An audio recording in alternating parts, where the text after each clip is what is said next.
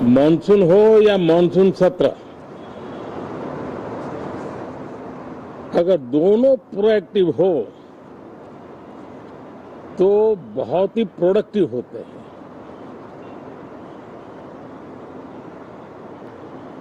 और दोनों को प्रोडक्टिव होते हैं तो देश का कल्याण होता है, जीव मात्र का कल्याण होता है। और इसलिए हम यही प्रार्थना करते हैं कि मानसून भी प्रोएक्टिव रहे,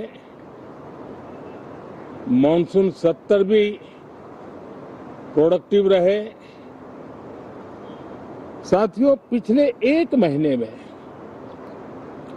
देश ने अनेक सिद्धियां प्राप्त की है और देशवासी गर्व से भर जाएं, इस प्रकार की सिद्धियों का सिलसिला चला है। चाहे राष्ट्रीय हो, अंतर्राष्ट्रीय हो और अब तो अंतरिक्ष भी हो, एक प्रकार से भारत के लिए गर्व के पल रहे हैं। पिछले वर्ष मानसून सत्र के ठीक पहले भारतीय नागरिक इंटरनेशनल स्पेस स्टेशन पर पहुंचा था और कल ही परसों भारत का एक युवा स्टार्टअप, उसने बहुत बड़ी सिद्धि प्राप्त की है। विश्व के कम ही देश हैं जहां इस प्रकार से प्राइवेट साहस हुए हैं और भारत के युवाओं ने अंतरिक्ष में नई उड़ान भरी है। बहुत बड़ी सफलता है। और ये जो स्काईरूट स्टार्टअप है,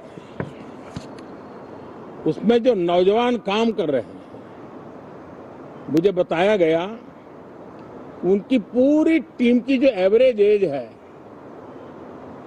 वो सिर्फ 28 साल है। ऐसे नौजवानों ने ये काम करके दिखाया है। मैं किसी 56 साल के नौजवान की बात नहीं कर रहा हूं। मैं देश के ये स्टार्टअप ने 28 के एवरेज वाले नौजवानों ने अंतरिक्ष में भारत का झंडा गाड़ दिया है। उनको तो बधाई है ही है, लेकिन ऐसी बातें जो हैं जो भारत को आत्मविश्वास से भर देती है। विश्व में भारत का प्रोफाइल सर्वमान्य, सर्वस्वीकृत बनता जाता है। साथियों, ये संयोग नहीं, ये एक संदेश है और बड़ा मजबूत संदेश है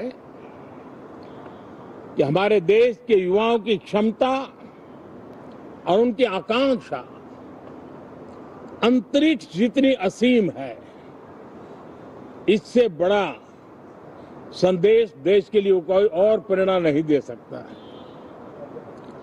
साथियों, जो रिफॉर्म एक्सप्रेस पर सवार होकर के आज देश चल पड़ा है, उसी का नतीजा है कि भारत के नौजवान इतना बड़ा साहस कर पाते हैं और सफल भी हो रहे हैं। साथियों, पिछले दिनों राजस्थान में बहुत बड़ी ऑयल रिफाइनरी देश को समर्पित की गई। पिछले कुछ सप्ताह पहले एक सेमीकंडक्टर प्लांट यानी तीसरा देश को समर्पित किया गया। अभी कुछ दिन पहले ग्रीन हाइड्रोजन से चलने वाली ट्रेन, और विश्व में बहुत कम देश ऐसे हैं कि जिनके पास ये सुविधा है, लेकिन भारत ने जो हाइड्रोजन ट्रेन देशवासियों को समर्पित की है, वो सबसे ताकतवर इंजन वाली है और सबसे लंबी है। ये अपने आप में भारत के वैज्ञानिक, भारत के इंजीनियर्स, भारत के इनोवेटर्स, भारत के उद्यमी, भारत के श्रमिक, ये जो एक लक्ष्य लेकर के देश के लिए जी रहे हैं, देश के लिए काम कर रहे हैं, उसी का परिणाम है। साथियों, हम भली भांति जानते हैं और पूरी दुनिया चिंतित भी है, लगातार कहीं न कहीं युद्ध की स्थितियां बनती रही है। पश्चिम एशिया के युद्ध के कारण भारत जैसे देश जो एनर्जी के लिए औरों पर डिपेंडेंट है, उनके लिए ये पश्चिम एशिया का युद्ध एक बहुत ही बड़ा संकट का कारण रहा। Petrol, diesel, LPG, fertiliser, chemicals, हर विषय में अनेक बाधाएं, अनेक संकट आए। उसके बावजूद भी भारत 7.7% के ग्रोथ से दुनिया की मेजर इकोनॉमी में सबसे तेज गति से आगे बढ़ने वाला देश बन के रहा। ये भारत के सामर्थ्य का परिचायक है। भारत किस प्रकार से उत्साह और उमंग के साथ नई ऊंचाइयों को पार करना चाहता है, उसकी इसमें एक झलक है। और ऐसे में जब ये मॉनसून सत्र आरंभ हो रहा है, देश ने स्पीड पकड़ ली है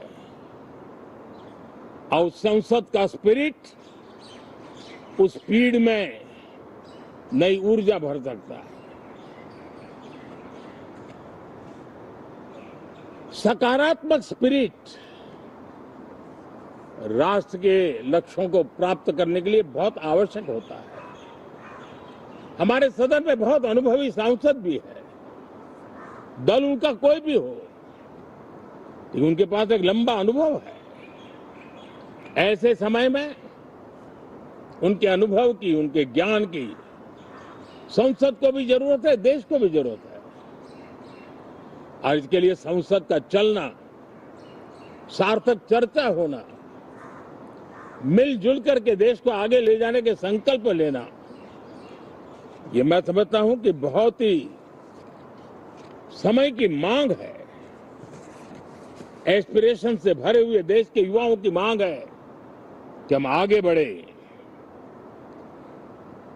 आज समय की मांग है कि राष्ट्र निष्ठा से भरे हुए,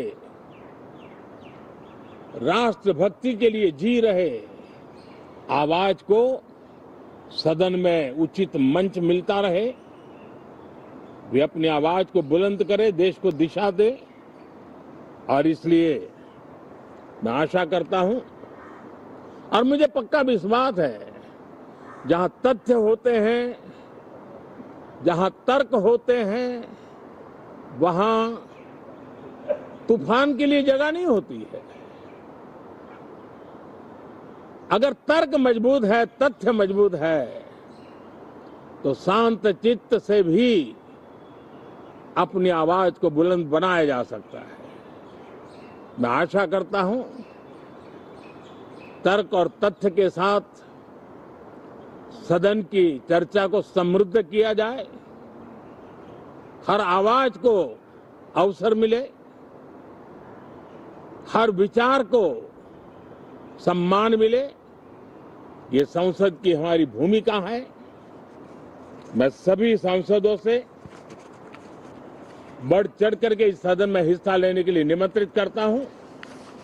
आज सुबह स्पीकर महोदय जी ने भी सोशल मीडिया के माध्यम से देश के सांसदों का स्वागत करने के अपने भाव को व्यक्त किया है, मैं भी उसमें अपना स्वर मिलाता हूं।